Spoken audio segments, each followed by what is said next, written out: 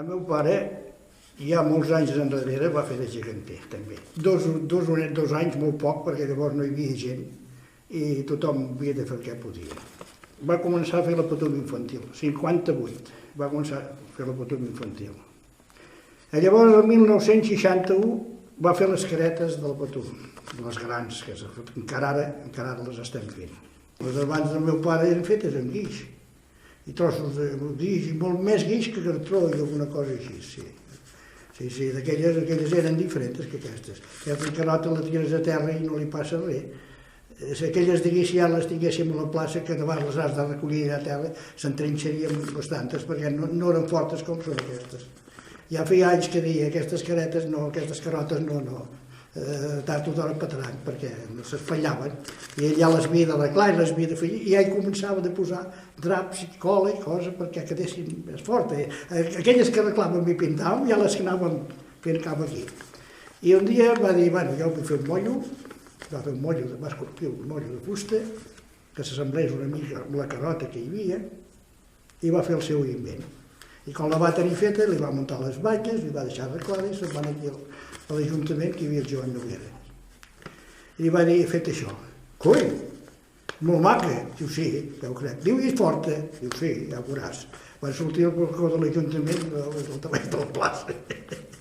El Noguera la va fer anar a buscar i no li havia passat res, perquè era forta. I perquè dintre d'aquesta carota també hi ha varilles, hi ha coses estranyes que fem nosaltres, que no n'ha de fer res ningú. I doncs llavors va dir, ja pots tirar endavant. Llavors va ser quan es va començar a fer carotes del Patum. Vaig portar la guita 4 o 5 anys fins que vaig poder anar a la mili. A 16 anys ja vaig entrar a la guita. Llavors hi entrava, no com ara, que es necessita empenyo per entrar en una comparsa. Llavors no hi havia gent per fer la Patum, i entràvem tots. Vull dir que el qui tenia ganes de fer la Patum, la feia. I anàvem al Mixo Gran, no aquest, el seu germà, el Benet, ell va ser el cap de colla, l'Antonio Pérez, un xicot castellà que s'estava allà als pisos, que no sé com se diu, hi havia un muntanyà que viu a Barcelona, que som els dos únics que quedem vius de la guita. I aquella guita portava 6 persones. 6. 4 a la guita, 2 l'Antonio Pérez i jo ens rellevàvem per anar a portar la barra, tant aviat jo era dins la barra i ell guiava la guita, com jo sortia de la barra i agafava ell, i aquí s'havia acabat. S'havia acabat. I no hi havia ningú més. I si un dia n'hi havia un que es posava malalt que sí, havíem de buscar un altre, demà allà la guita, perquè si no això no funciona. I s'ha acabat. Per això, quan veus la guita d'ara, dius, bueno, ha canviat una mica tot això. L'Antonio Pérez, ell ja començava a anar darrere alguna noieta. I jo m'agradava anar a ballar. I va fer un tracte. Jo et portaré el dijous, et portaré la guita, i farem algun segal que ens ajudi a portar la guita darrere, i tu te'n vas por ahí. Però el diumenge jo faré festa, vull anar a ballar. Tracte fet. Bueno, jo el diumenge em vaig mudar, perquè aquell temps et havies de mudar, perquè si no, no hagués trobat ballador, I em vaig anar a ballar, que hi havia l'embalat allà al passeig. Van fer un embalat i pujava una orquestra molt bona. Bueno, em vaig agafar a ballar, i allà a la 1 o quarts de 2, que llavors ja es plegava la Patum, les 2 màxim. Van començar a arribar la gent de la Patum. Apa, que aquests de la guita plana han fet una de grossa. I què ha passat? O no sé amb qui es van barallar.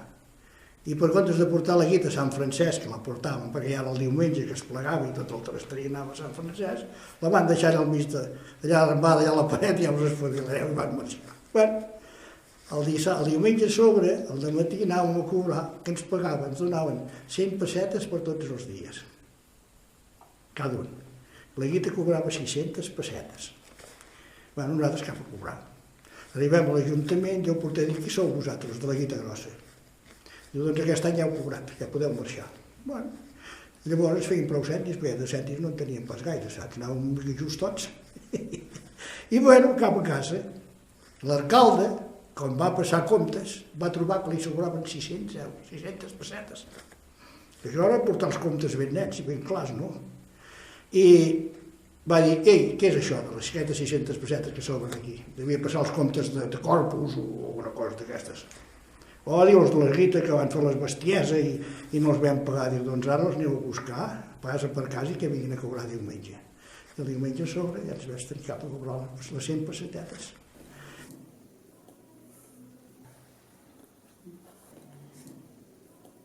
El meu pare, llavors, quan va tornar, ja es va començar a restaurar una cosa, perquè una vegada, no sé on van anar amb la geganta o per aquí veig, li van trencar el coll. I per arreglar li van haver d'anar a buscar les venes aquestes de guix, i em sembla que era un practicant que hi havia per aquí, li va ajudar i li van pastar i van fer els balls d'allòs. Llavors vam passar Corpus, se li va arreglar, sempre. I llavors jo ja, quan vaig tornar de l'Emili, no vaig entrar en cap comparsa. M'anava un dia a ajudar el meu pare i anàvem fent. I va morir i aquell any, doncs, els nans va baixar el refart a casa i ens va dir, què fem? Els fem ballar a la plaça, perquè es va morir abans de Corpus, els fem ballar a la plaça o què fem? I a ma mare li vam dir que sí. Si ell fos viu ens diria què foteu. És una cosa que els he fet perquè anés a la plaça, no perquè els guardeu. Quan el meu pare va morir, el Joan Noguera, l'alcalde, que llavors era l'alcalde, el meu pare ja els arreglava les coses, ja havia començat a fer les reparacions, que llavors no era artesà, arreglàvem el que podia, hi havia un pintor i pintàvem i tot anava bé. I em va cridar i em va dir, bueno, Jordi, com ho fem ara? I jo vaig dir, si us sembla, jo continuaré fent el meu pare, doncs ja pots tirar endavant. I em va tocar fer la restauració de la Patum Gran i de la Petita, perquè se'n cuidava també el meu pare.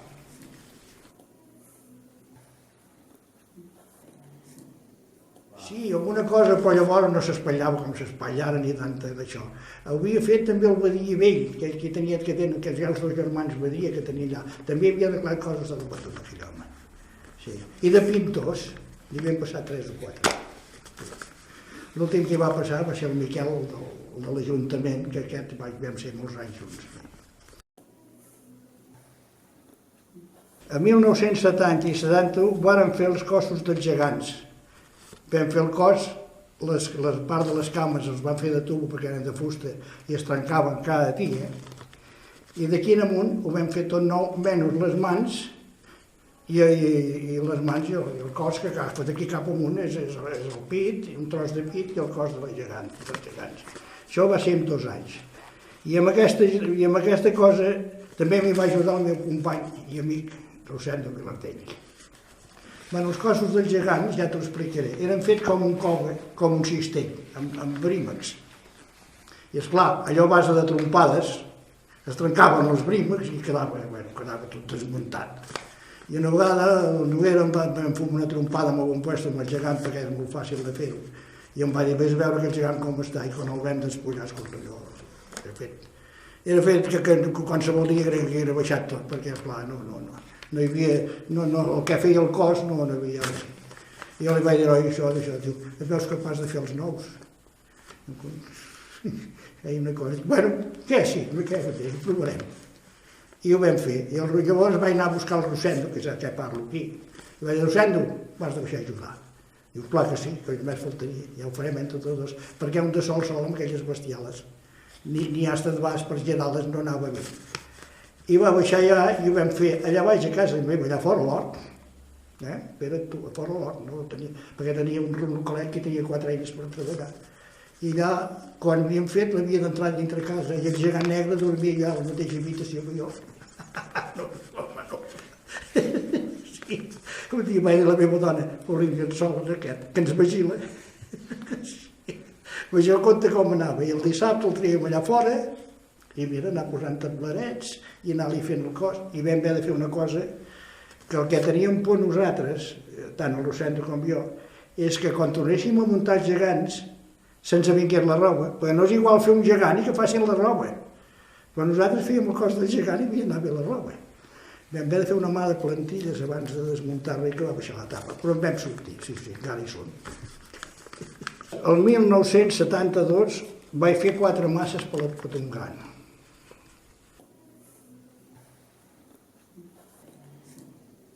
Un any, resulta que, esclar, no teníem prou caretes els plens per vestir, tants plens com vestíem. I molts venien a casa, compraven la careta i venien aquí i els la vestien.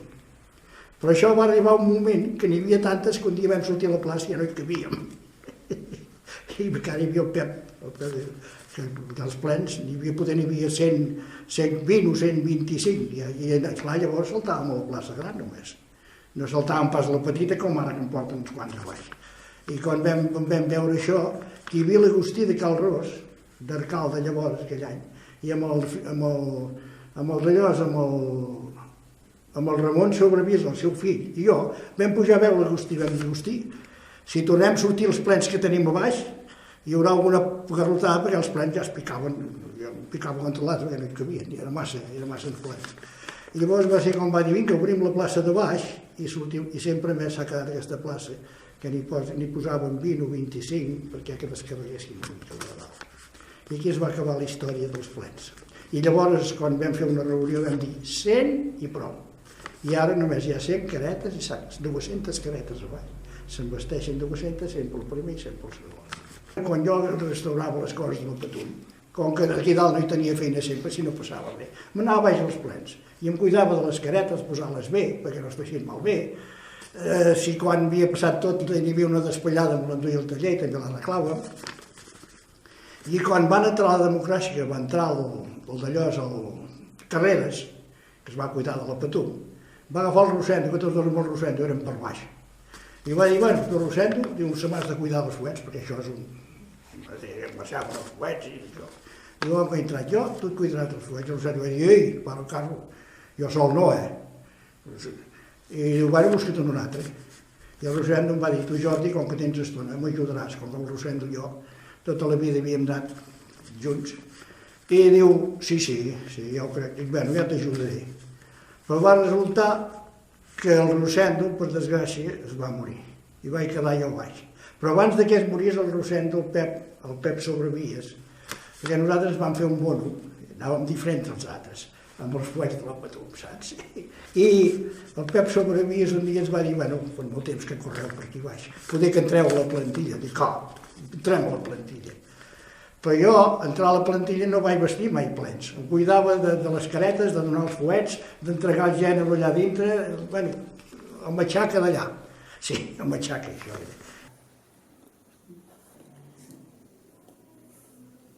El meu fill, Jordi, el 1991 va començar la restauració de l'infantil, que em va dir, pare, em faria molta gràcia cuidar-me de l'infantil. I vaig dir, que la tens? Que ja en tinc prou amb la grossa. En 1999 vaig fer 8 masses per l'infantil, perquè les que no he fet el meu pare, com que llavors aquells anys no hi havia el material que hi havia ara, doncs havia enxafat bastant, que les guardem totes, això sí. I jo les vaig fer igual que la grossa, amb pell, i que, bueno, tal com en petit, però tal com d'això. Llavors aquí ve el meu fill, el 2007 va fer el cap de la geganta vella de l'infantil en fusta. Va fer el tabal de la Patum Gran en rèplica, que ara a la Patum Gran tenim 2 tabals, no sé si la gent ho saben, però bueno. Llavors va fer el tabal de la Patum petita igual que el gros, però amb més petit. El 2014, els caps de les guites, que va ser ara fa 2 anys, que va fer els caps de les guites igual que la grossa, perquè els caps de les guites el meu pare havia fet 2 caps de guita, però no eren els caps de guita de la verdadera de la Patum grossa. I ell va voler fer els 2 caps de guita. El 2016 es va restaurar l'àliga, que és aquest any passat, i vam fer la corona. Doncs jo, quan vaig ser gran, quan ja vaig començar a sentir gran, ell em va venir a ajudar, i quasi feia més feina ell que jo per la gran, per la Patum Gran. I esclar, la meva intenció era que continués al meu puesto, això és molt natural, però veu que no ha pogut ser. Hi va haver certes persones que els feien nosa i al final vam haver de plegar d'avorrits perquè no podíem fer res.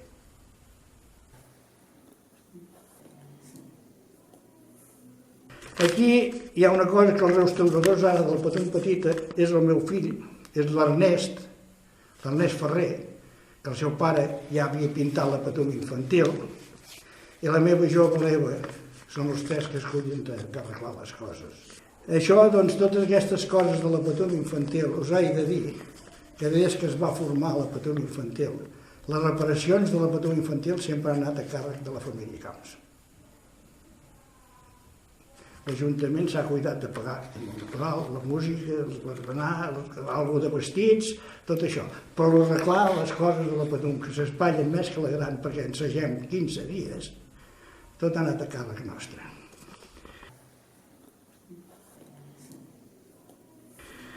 També vaig participar en el Patum de Santa Maria de Queralt. També. Vaig anar allà i els faltaven coses, els vam fer 4 gegants, els cossos, perquè les mans i la cara se les van fer ells. Ja ves que vaig fer el tabal, també un estil del de Berga, però més petit. I vaig fer 4 masses, i vaig arreglar alguna guita. Tot això aquí ho teniu. Tot això voluntàriament, traient-m'ho a mi d'hores, i de la manera que podia els dissabtes, vaig anar fent totes aquestes coses. I sempre més i sí, sempre vaig més i vaig ser baix. I si a dalt passava alguna cosa, em baixaven a buscar, ho arreglava i tornàvem a ser cap baix, i tot això. Res més. I encara ara que estic retirat, com que a casa no m'hi sé estar, me'n vaig allà dintre, lligo 4 cues i els preparo. I mira, ja passo l'estona. Què hi vols fer? Quan un porta la seu al cap no hi ha res a fer. Sí.